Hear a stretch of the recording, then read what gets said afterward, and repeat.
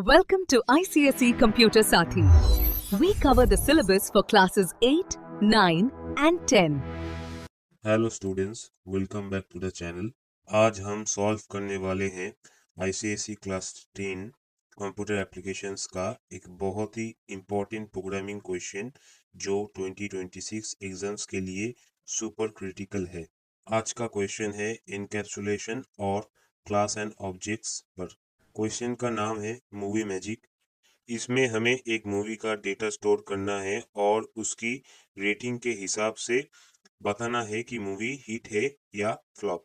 सबसे पहले हम क्लास डिफाइन करेंगे। क्वेश्चन में क्लियरली लिखा है क्लास का नाम होना चाहिए मूवी मैजिक।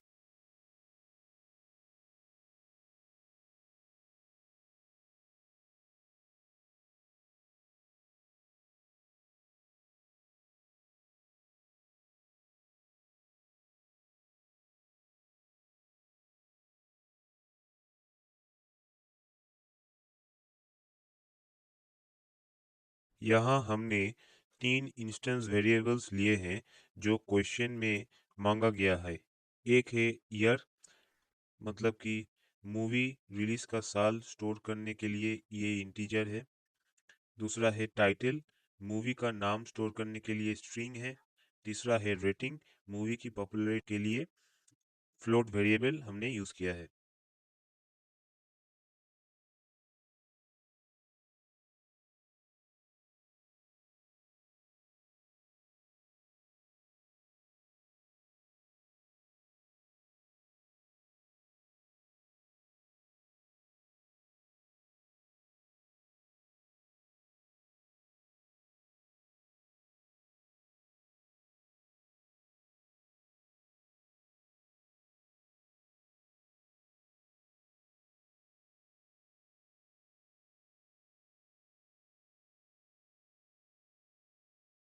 ये है हमारा डिफ़ॉल्ट कंस्ट्रक्टर। इसका काम है वेरिएबल्स को डिफ़ॉल्ट वैल्यूज देना। ईयर को हमने 0 किया, रेटिंग को हमने 0.0f किया। टाइटल को कभी भी नल मत लिखना, हमेशा एम्प्टी कोट्स से इनिशियलाइज करना चाहिए।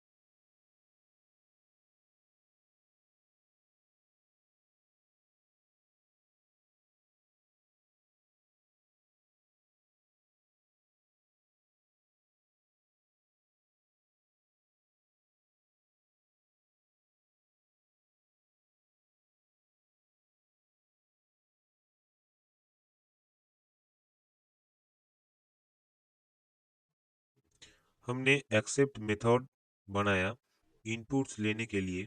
सबसे पहले स्कैनर क्लास का ऑब्जेक्ट बनाया। यहाँ पे नोटिस करो, मैंने पहले टाइटल इनपुट लिया नेक्स्ट लाइन से। अगर आप पहले नंबर्स इनपुट ले लेते हो और बाद में नेक्स्ट लाइन यूज करते हो तो स्कैनर का बफर इशू हो सकता है, इसलिए स्ट्रिंग पहले लेना सेफ रहता है। फिर हमने ईयर और रेटिंग इनपुट कराया।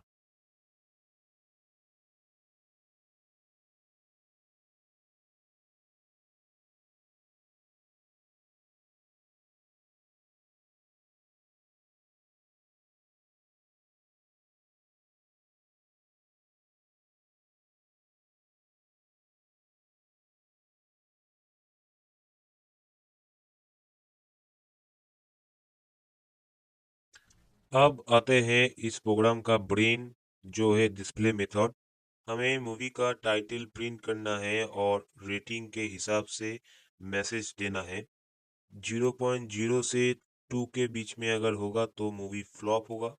अगर 2.1 से 3.4 के बीच होगा तो सेमी हिट होगा। 3.5 से 4.5 के बीच में अगर कोई होगा तो वो हिट होगा। और 4.6 से 5 सुपर हिट होगा।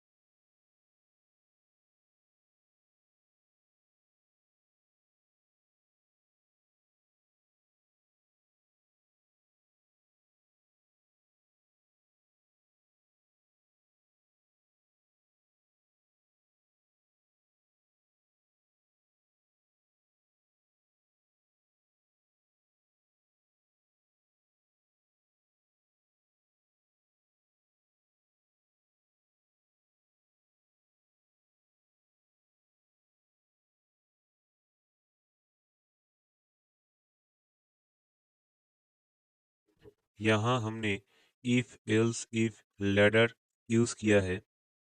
लॉजिकल एंड ऑपरेटर का यूज जरूरी है ताकि हम रेंज चेक कर सके।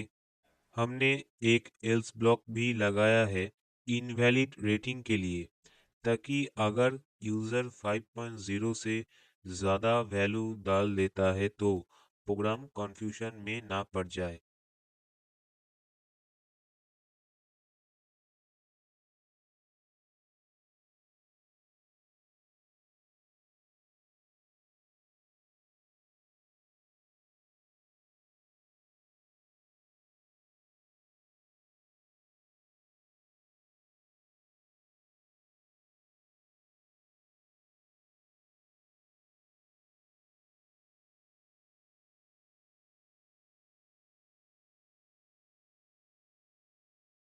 फाइनली हम लोगों ने मेन मेथड लिख लिया है।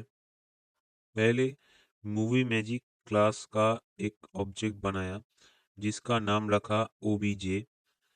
उसके बाद obj डॉट एक्सेप्ट कॉल किया ताकि यूजर डेटा डाल सके।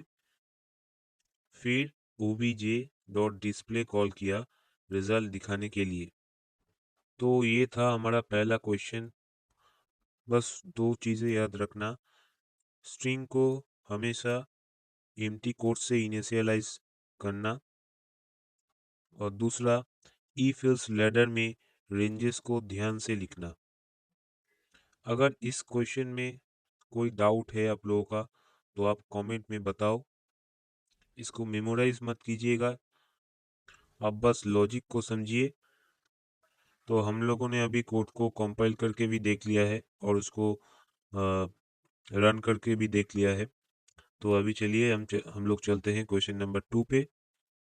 देखो स्टूडेंट्स, जब एक ही क्लास में सेम नाम के फंक्शंस होते हैं लेकिन उनके पैरामीटर्स अलग-अलग होते हैं तो उसको हम मेथड ओवरलोडिंग कहते हैं। क्वेश्चन नंबर 2 जो है वो इसी मेथड ओवरलोडिंग के बेस पर है। इस क्वेश्चन में हमें वॉल्यूम नाम का फंक्शन 3 बार लिखना है अलग अलग शेप्स के लिए, स्फीयर, सिलेंडर और क्यूबॉइड। लेकिन वेट, इस क्वेश्चन में एक बहुत बड़ा ट्रैप है जहाँ पे 90% स्टूडेंट्स का मार्क्स कट जाता है। वो गलती क्या करते हैं वो वीडियो के बीच में मैं आप लोगों को बताऊंगा। सबसे पहले हम लोग क्लास बनाते हैं।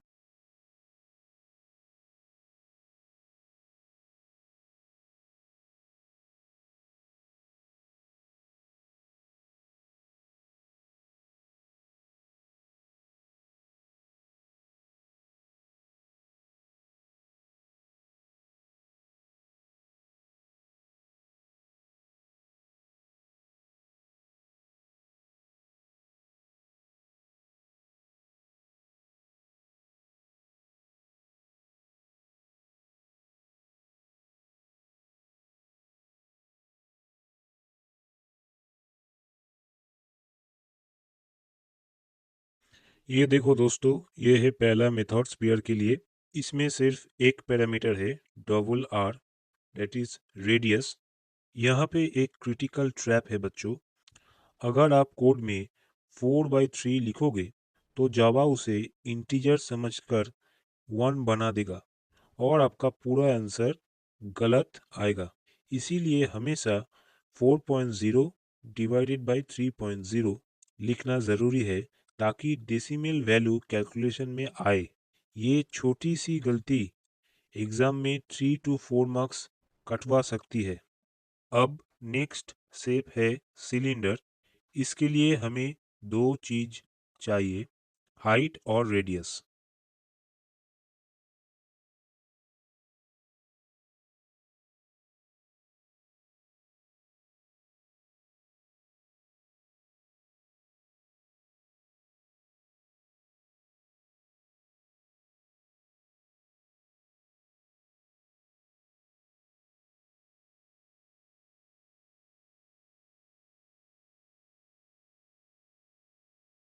यहाँ हमने फंक्शन का नेम वही वॉल्यूम रखा है, लेकिन पैरामीटर्स चेंज हो गया है, double H and double R.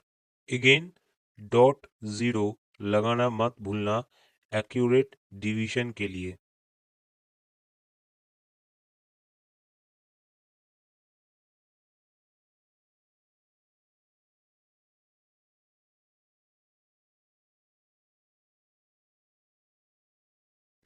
Simple सा लॉजिक है students.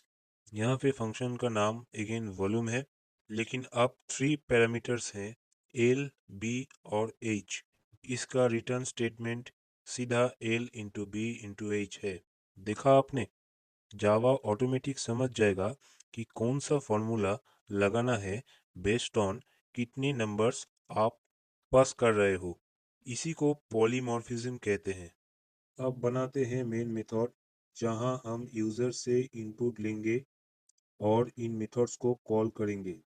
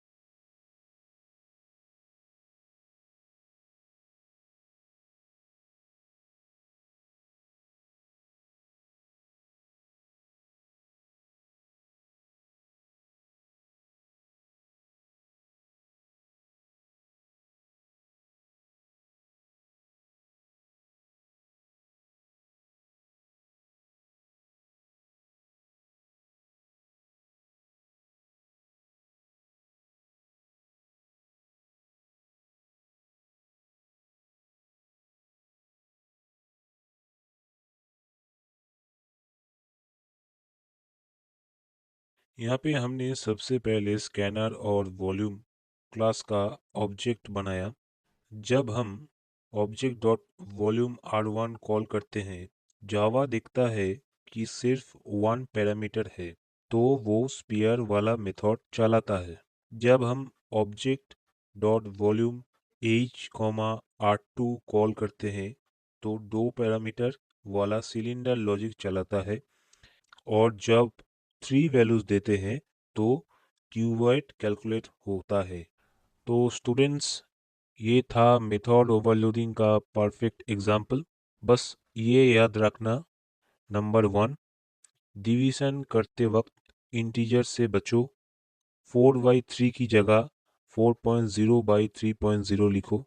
Number 2, method signature that is parameters अलग होने चाहिए, नाम सेम रहेगा। तो अब हम इसको कंपाइल करके रन करते हैं।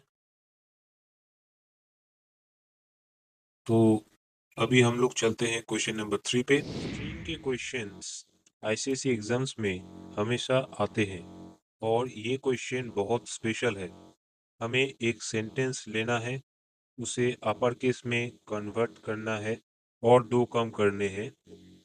Number 1, total number of words count करने हैं, और नंबर 2, वो वर्ड्स प्रिंट करने हैं जो वावेल मतलब कि AEIOU से स्टार्ट होते हैं।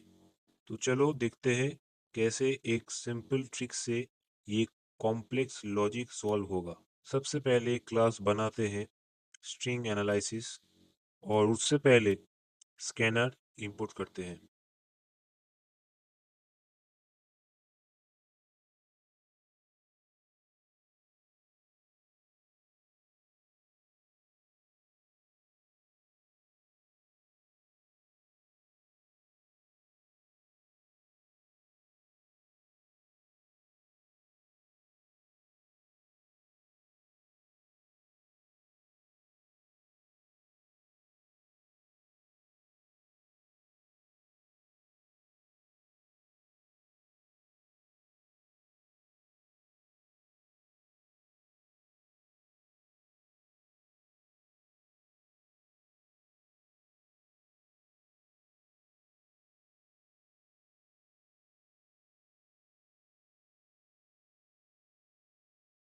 स्टूडेंट्स, यहाँ ध्यान दो, मैंने इनपुट लेने के बाद दो बहुत इम्पोर्टेंट काम किए हैं।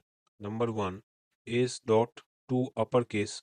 इससे मैंने क्या किया कि पूरे सेंटेंस को कैपिटल लेटर्स में बदल दिया। इससे फायदा ये होगा कि हमें बाद में सिर्फ कैपिटल ए को चेक करना पड़ेगा, स्मॉल ए और कैपिटल ए दोनों नहीं। एंड नंबर 2, मैंने सेंटेंस के एंड में एक स्पेस ऐड किया है, क्योंकि हम लॉजिक लगाएंगे कि स्पेस मिलने पर वर्ड खत्म होता है। अगर लास्ट वर्ड के बाद स्पेस नहीं होगा तो कंप्यूटर लास्ट वर्ड को काउंट ही नहीं करेगा। ये गलती एग्जाम में मत करना। अब हम वेरिएबल्स बनाएंगे वर्ड्स को एक्सट्रैक्ट करने के लिए।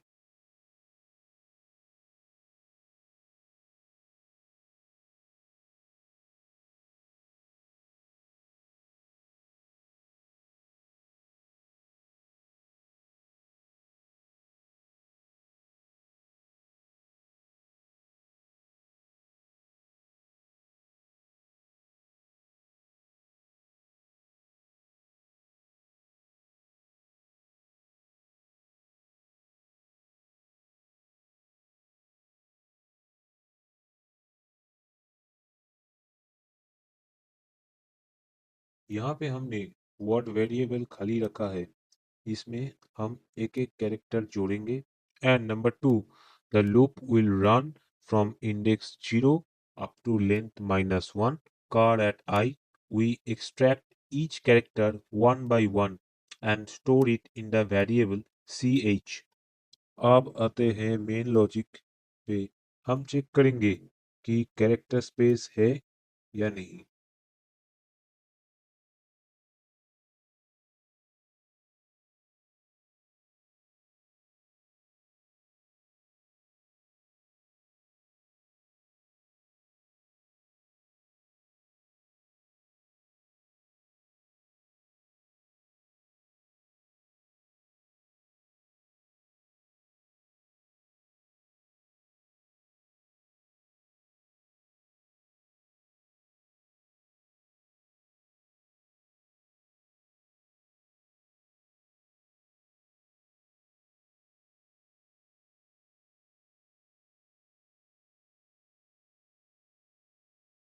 अगर स्पेस नहीं है तो कैरेक्टर को वर्ड में जोड़ते जाओ, word is equal to word plus ch।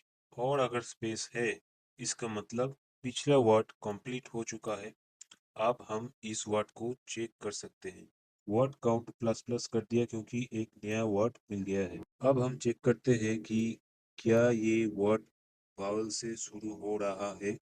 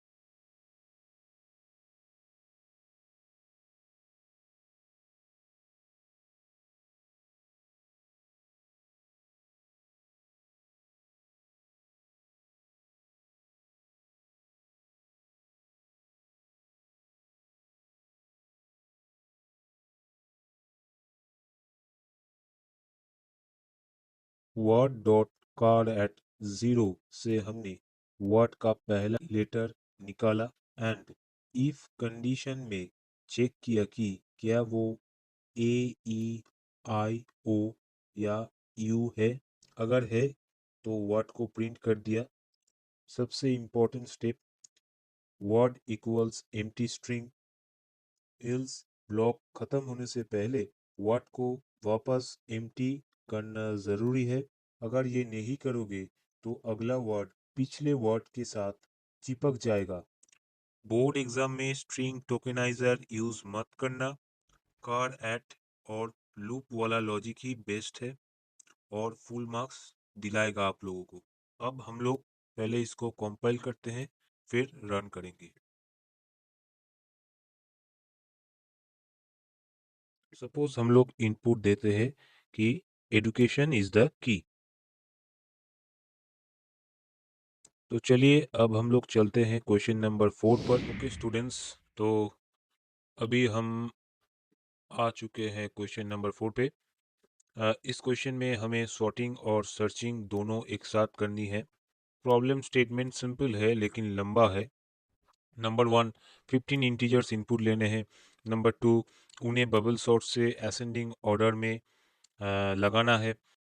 और फाइनली यूजर से एक नंबर मांगकर बाइनरी सर्च से फाइंड करना है।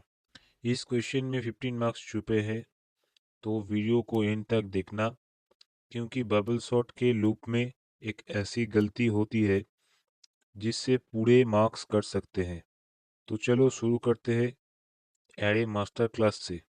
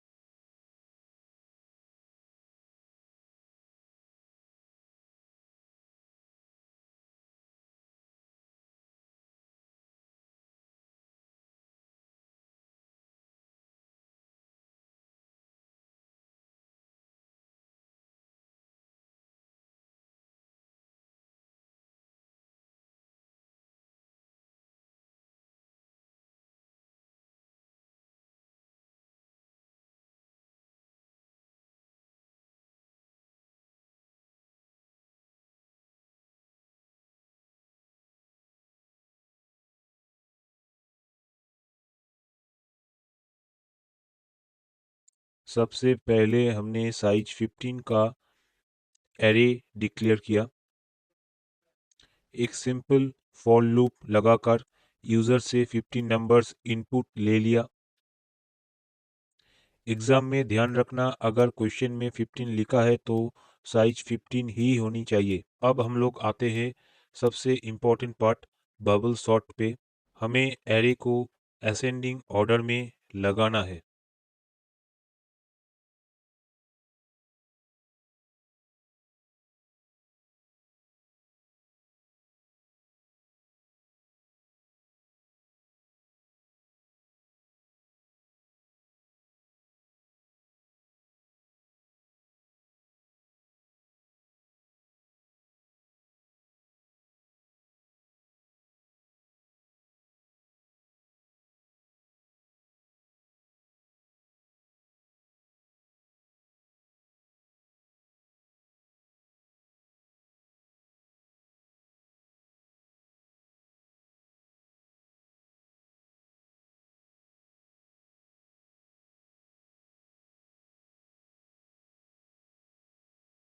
यहाँ हमने नेस्टेड लूप्स यूज़ किए हैं। आउटर लूप पासेस कंट्रोल करता है, इनर लूप स्वैपिंग करता है। यहाँ पे एक ज़रूरी बात, इनर लूप की कंडीशन को देखो, j less than r dot lane -1 -i। Many students -i को भूल जाते हैं। -i लगाना इसलिए ज़रूरी है क्योंकि हर पास के बाद लास्ट एलिमेंट्स ऑलरेडी सॉर्ट हो चुका होता है। उन्हें बार बार चेक करके सीपीयू वेस्ट नहीं करना है। एंड इन स्वैपिंग, अगर पहले नंबर r ऑफ j दूसरे से बड़ा है तो हम टेम्पोररी वेरिएबल यूज करके उन्हें स्वैप कर देंगे। सॉर्टिंग के बाद एरे को प्रिंट करना जरूरी है ताकि हम कंफर्म कर सके कि डाटा सही ऑर्डर में है।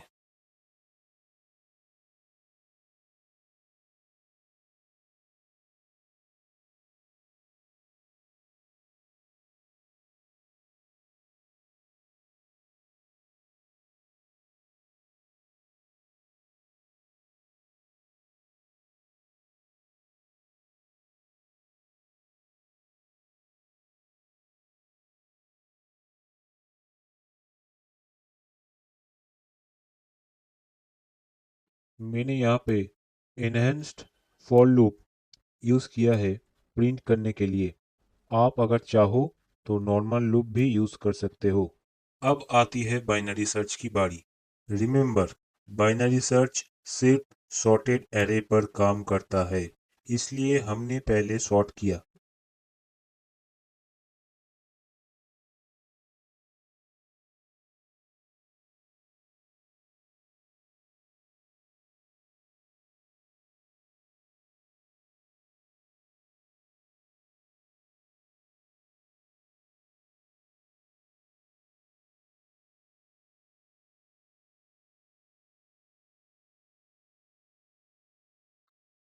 हम यूज़र से की मतलब वो नंबर जिसको ढूंढना है इनपुट लेंगे। बाइनरी सर्च के लिए 3 पॉइंटर्स चाहिए। Number 1 low starting index 0, number 2 high last index that is 14, and number 3 mid बीच का इंडेक्स। अब हम सर्च इंजन को स्टार्ट करेंगे।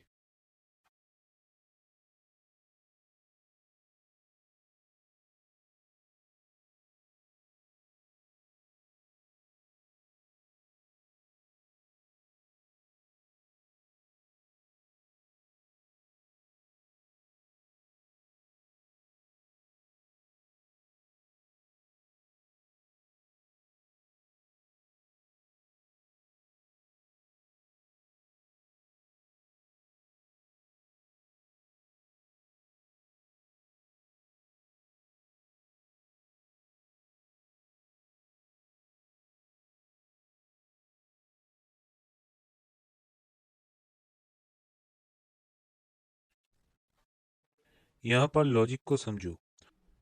अगर r of mid double equals की, इसका मतलब नंबर मिल गया। फाउंड इक्वल्स ट्रू करो और ब्रेक करो। अगर की greater than r of mid, इसका मतलब नंबर राइट साइड में है। बड़े नंबर्स तो लो को मीट प्लस 1 कर दो।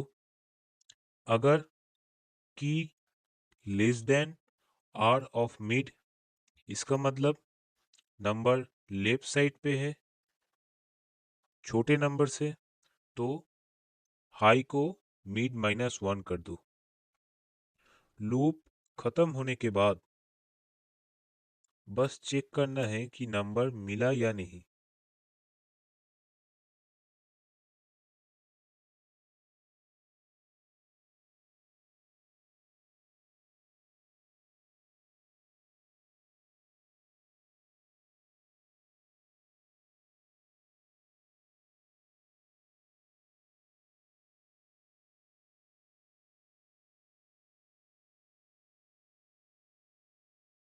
यहाँ पे हमने सिंपल इफ एल्स चेक किया। अगर फाउंड ट्रू है तो इंडेक्स प्रिंट करो, नहीं तो नॉट फाउंड बोल दो।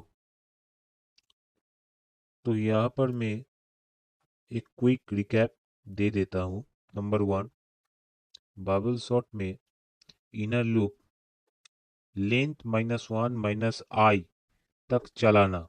नंबर 2, बबल सर्च में while low less than equal to high condition check करना।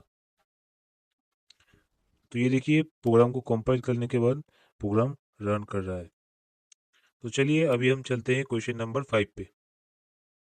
देखो क्वेश्चन नंबर 5 जो है वो एक मेनू ड्रिवन प्रोग्राम है। बोर्ड एग्जाम्स में मेनू ड्रिवन क्वेश्चंस बहुत कॉमन है क्योंकि इसमें स्विच केस का यूज होता है। आज हम दो स्पेशल नंबर चेक करेंगे। Number 1 composite number, number 2 duck number. Students, duck number में एक बहुत बड़ा ट्रैप है जहां 99% स्टूडेंट्स गलती करते हैं। अगर आपने नंबर को इंटीजर में इनपुट लिया तो आपके मार्क्स कट सकते हैं।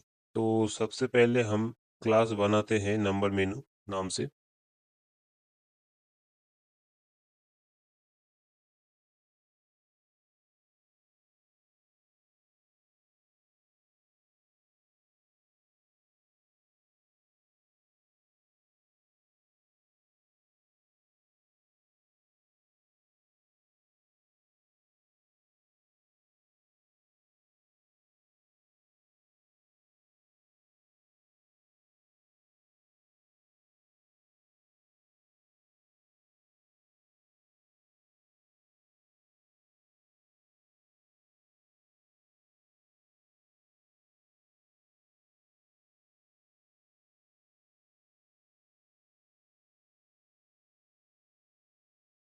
मेनू ड्रिवन प्रोग्राम का स्टैंडर्ड फॉर्मेट यही होता है। पहले ऑप्शंस प्रिंट करो, फिर यूजर से चॉइस इनपुट लो। अब हम स्विच लगाएंगे ताकि यूजर जो नंबर दबाए वही कोड चले। पहला केस है कंपोजिट नंबर। देखो स्टूडेंट्स, कंपोजिट नंबर वो नंबर है जिसके दो से ज्यादा फैक्टर्स होते हैं। एग्जांपल्स 4, 6, 9।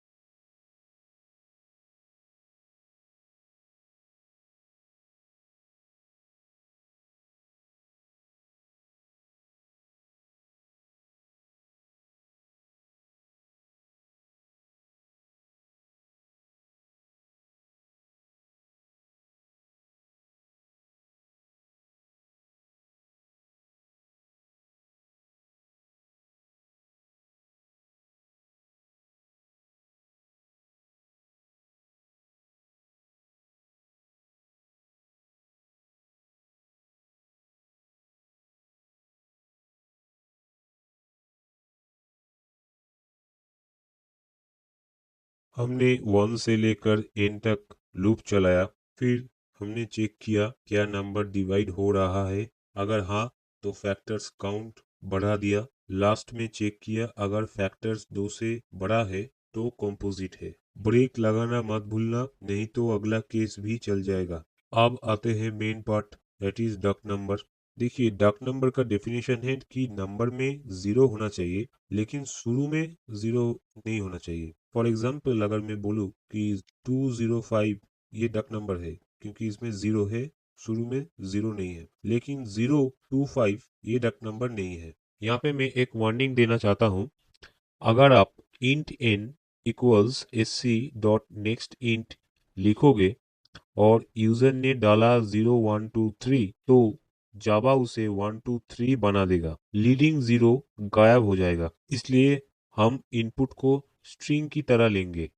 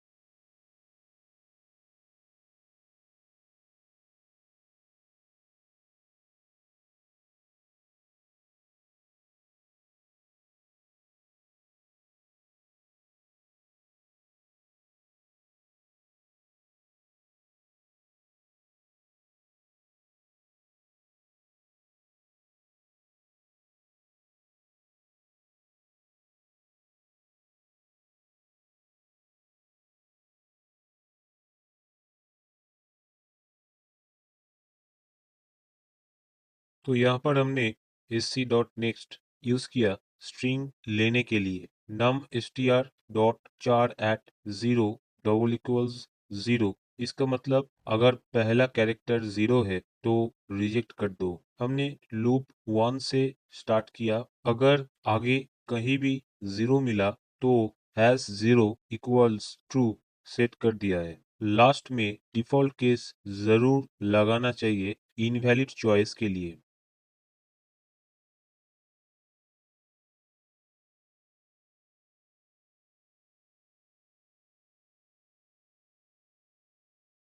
तो स्टूडेंट्स ये था मेनू ड्रिवन लॉजिक।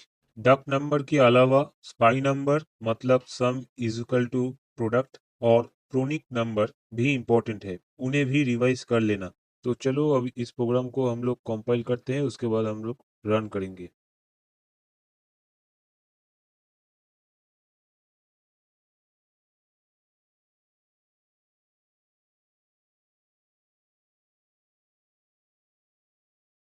देखो स्टूडेंट्स, प्रोग्राम ने दिखा दिया है कि 067 एक डक नंबर नहीं है। तो अभी हम लोग चलते हैं क्वेश्चन नंबर 6 पे। Students question number 6 parallel arrays पे बेस्ड है।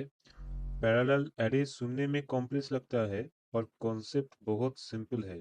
इसका मतलब है दो अलग एरेज, एक एरे नेम्स के लिए और दूसरा एरे मार्क्स के लिए। मैजिक ये है कि नेम्स 0 वाला स्टूडेंट और मार्क्स 0 वाले मार्क्स ये दोनों सेम इंसान के हैं। इंडेक्स आई इन दोनों को कनेक्ट करता है। क्वेश्चन में हमें 50 स्टूडेंट्स का डेटा लेना है, चेक करना है किसका 90% से ऊपर है और टॉपर कौन है। तो हम लोग शुरू करेंगे स्टूडेंट एनालिसिस क्लास से।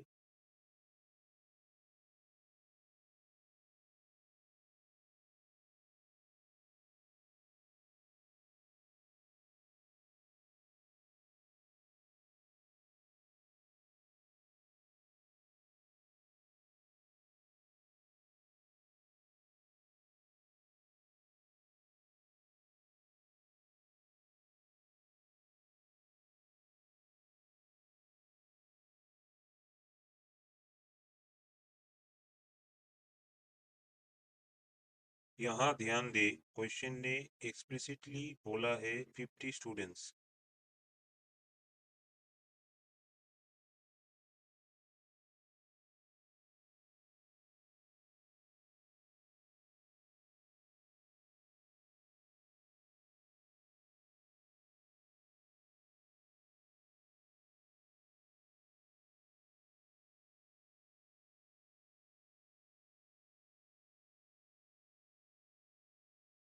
सिंपल लूप है, 0 से 49 तक चलेगा।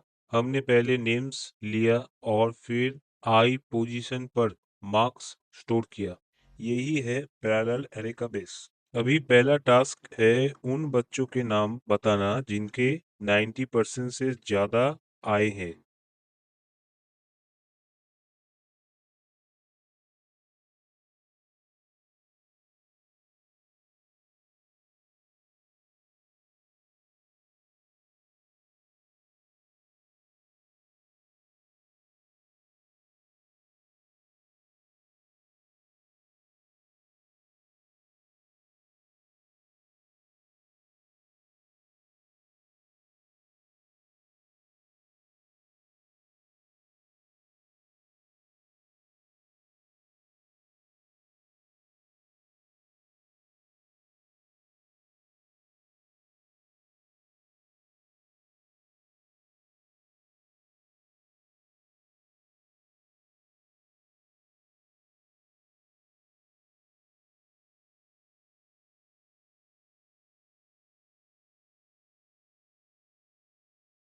हमने वापस वही लूप चलाया, कंडीशन लगाई, if marks square bracket I greater than 90.0 अगर ट्रू है तो हम मार्क्स प्रिंट नहीं करेंगे बल्कि उसका कॉरेस्पॉन्डिंग नेम्स स्क्वायर ब्रैकेट आई प्रिंट करेंगे। मैंने एक फाउंड वेरिएबल भी लगाया है ताकि अगर किसी के भी 90 प्लस ना आए तो हम नो स्टूडेंट फाउंड बोल सके। It's a good programming practice. अब आता है सबसे important part, that is highest percentage, मतलब टॉपर ढूंढना।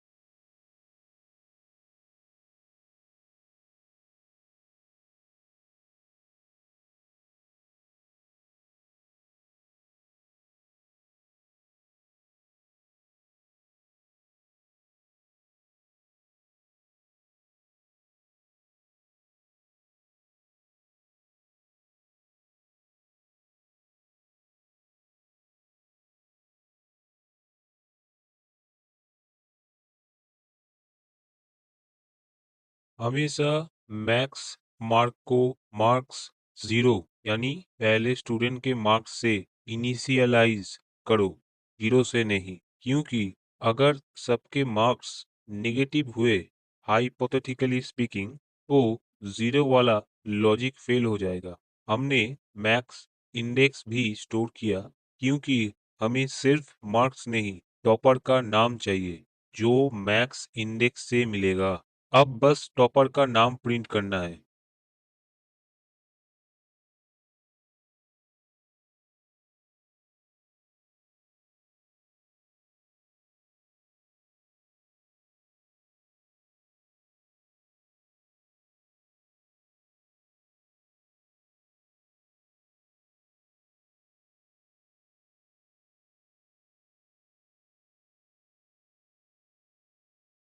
देखा आपने, हमने लेकिन इंडेक्स नेम्स एरे यूज किया, मैक्स इंडेक्स वाला यूज किया जो हमने मार्क्स कंपेयर करके ढूंढा था।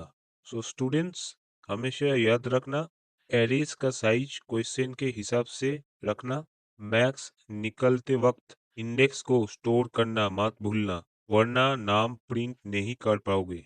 सो ओके स्टूडेंट्स, अभी हम चलते हैं क्वेश्चन नंबर 7 पर। Friends, question number 7 2D arrays यानी मैट्रिक्स पर बेस्ड है। बोर्ड एग्जाम्स में 2D एरे का क्वेश्चन ऑलमोस्ट गारंटीड होता है 15 मार्क्स के लिए। इस क्वेश्चन में हमें एक 4x4 मैट्रिक्स बनाना है और 3 ऑपरेशंस करना है। नंबर 1, मैट्रिक्स को ग्रिड फॉर्मेट में प्रिंट करना है। नंबर 2, लेफ्ट डायगोनल और राइट डायगोनल का सम निकालना है। नंबर 3, मैट्रिक्स का सबसे बड़ा नंबर यानी लार्जेस्ट एलिमेंट ढूंढना है। सबसे पहले क्लास मैट्रिक्स क्यूएस बनाते हैं।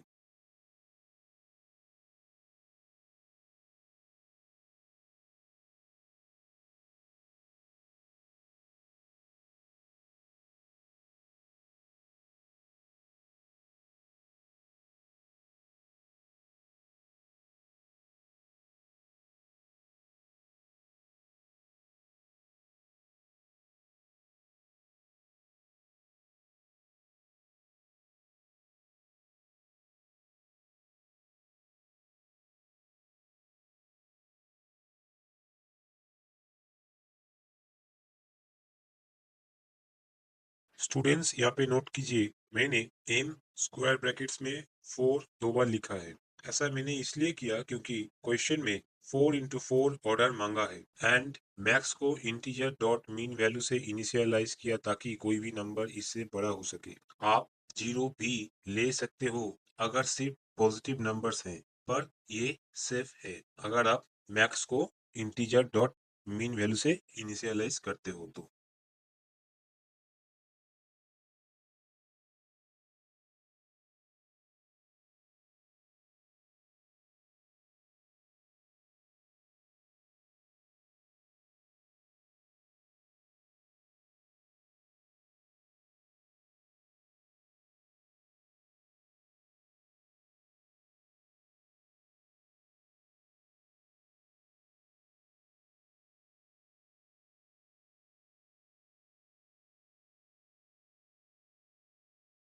हमने नेस्टेड लूप्स यूज किए आई रोड्स के लिए और जे कॉलम्स के लिए। यहाँ पर एक प्रो टिप, मैंने मैक्स एलिमेंट को ढूंढने के लिए अलग से लूप नहीं लगाया। जब यूजर इनपुट दे रहा है तभी चेक कर लो, इससे टाइम बचता है और कोड एफिशिएंट बनता है। अब हमें मैट्रिक्स को प्रिंट करना है और साथ ही साथ डायगोनल्स का साम निकलना है।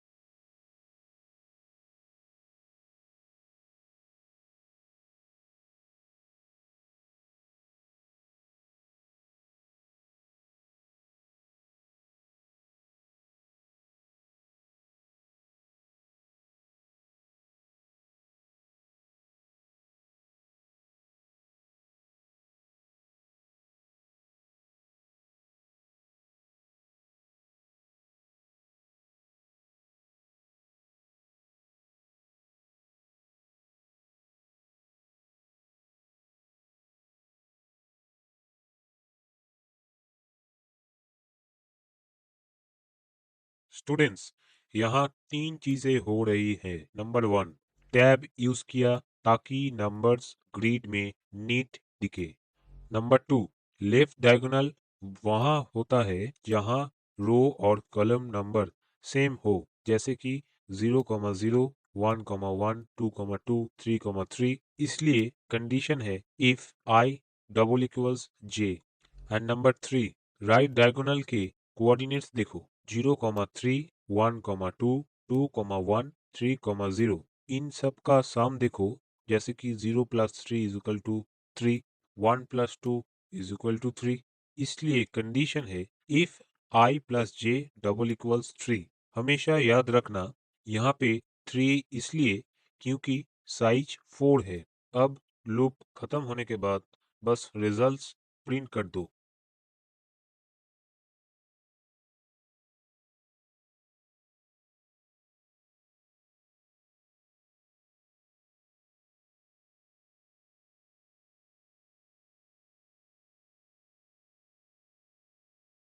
यहाँ प्रिंट एलन का यूज जरूरी है ताकि हर आंसर नई लाइन में आए। और हाँ, रो प्रिंट होने के बाद आउटर लूप में system dot out dot println लगाना मत भूलना, वरना पूरा मैट्रिक्स एक ही लाइन में आ जाएगा। तो स्टूडेंट्स, ये था 2D एरेज का कंप्लीट ऑपरेशन। तो मैं एक बार यहाँ आप लोगों के लिए क्विक रिकैप कर देता हूँ।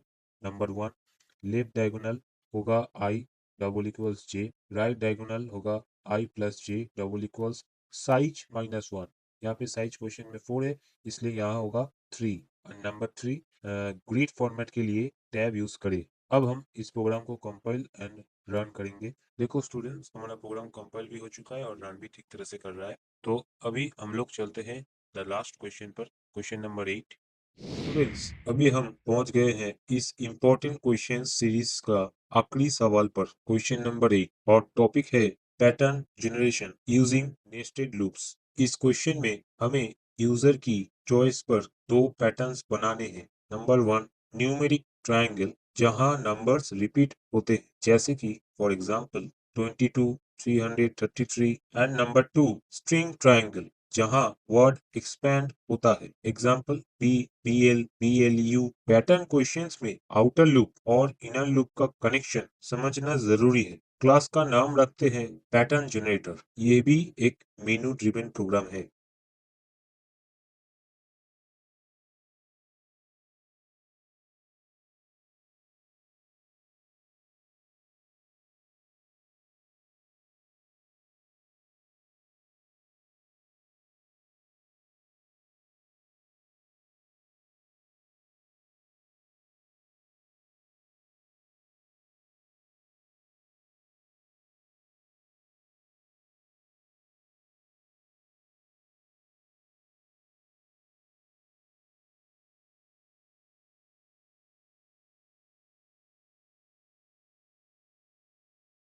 यहाँ तक तो सिंपल है। यूजर ने एक दबाया तो न्यूमेरिक, दो दबाया तो स्ट्रिंग। पहला पैटर्न है न्यूमेरिक ट्रायंगल। चेक करो, रो 1 में 1, रो 2 में 2, रो 3 में 3। मतलब रो नंबर ही प्रिंट हो रहा है।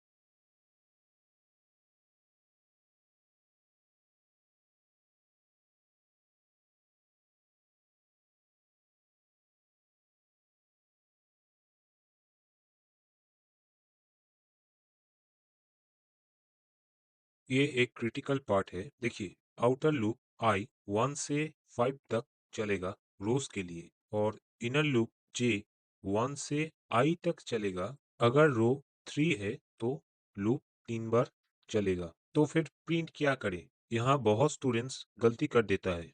अगर हम जे प्रिंट करेंगे तो आएगा 1, 12, 1 2 3। लेकिन हमें चाहिए 1, 22, 333। इसलिए हम आई यानी कि रो नंबर प्रिंट करेंगे। दूसरा पैटर्न है स्ट्रिंग ट्रायंगल। एग्जाम्पल, अगर इनपुट है ब्लू BLUE तो आउटपुट होगा BLU। यहाँ पे हम स्ट्रिंग इंडेक्स 0 से शुरू करेंगे, जिसकी वजह से लूप 0 से लेंथ तक चलेगा। इनर लूप 0 से आई तक चलेगा।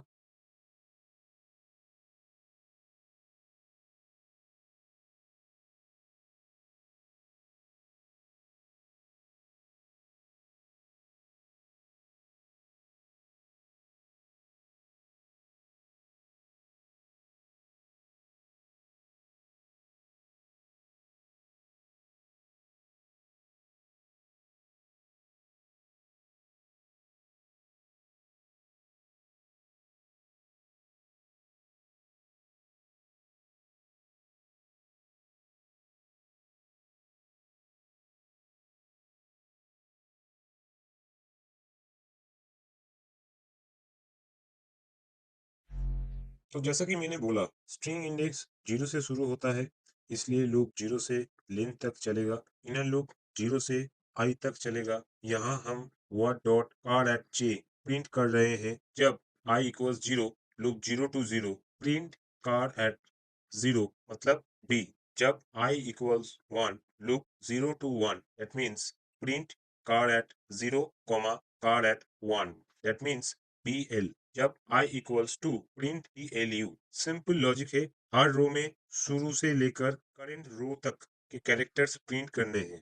नाउ स्टूडेंट्स, यहाँ पे मैं आपको एक वार्निंग देना चाहता हूँ। पैटर्न प्रोग्रामिंग का सबसे बड़ा रूल याद रखना, इनर लूप के अंदर हमेशा system dot out dot print use करना बिना एलन के, ताकि नंबर सेम लाइन में आए। एंड इनर लूप खत्म होने के बाद system dot out dot println use करना, ताकि कर्सर नेक्स्ट लाइन पर शिफ्ट हो जाए। अगर आपने ये मिक्स कर दिया तो पैटर्न का सेट बिगड़ जाएगा और आपका मार्क्स भी कट जाएगा। इसलिए प्रिंट और प्रिंट एलिन का ट्रैप में मत फंसना। अभी हम डिफॉल्ट केस लगा देंगे और प्रोग्राम को क्लोज कर देंगे।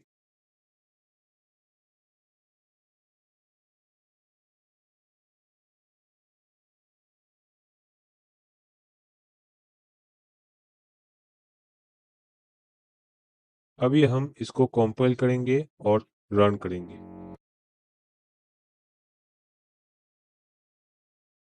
तो स्टूडेंट्स, आप लोग देख सकते हो प्रोग्राम कंपाइल भी हो गया और ठीक से रन भी कर रहा है। इसी के साथ हमारा ICSE 2026 important questions paper complete होता है। हमने क्लास एंड ऑब्जेक्ट से लेकर पैटर्न्स तक सब कुछ कवर किया। अगर ये वीडियो पसंद आया तो लाइक करो, दोस्तों के साथ शेयर करो और चैनल को सब्सक्राइब करो। यहाँ पर मैंने जो जो क्वेश्चन कराए हैं वो क्वेश्चन, उसका सॉल्यूशन आप डिस्क्रिप्शन बॉक्स में जाइए, वहाँ पर एक लिंक है, वहाँ से आप डाउनलोड कर सकते हैं पीडीएफ में और इसको प्रैक्टिस कर सकते हैं। All the best for your exams. Good bye.